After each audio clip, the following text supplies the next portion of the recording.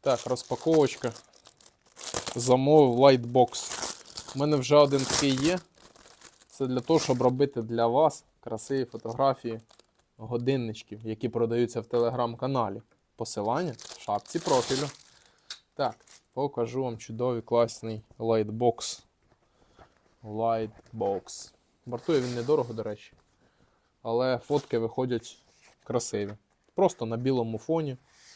Можна фони міняти, можна вибрати свій фон, який захочете.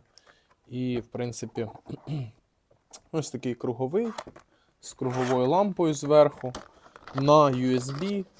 Я його отак розберу, зараз зберу, вірніше. Ось така USB-шечка. Я його збираю і всередині у ньому роблю фотографії на білому фоні, красиві, яскраві виходять. Так що так. А хто хоче купити годинничок, ви вже чули. Посилання на Telegram в шапці профілю.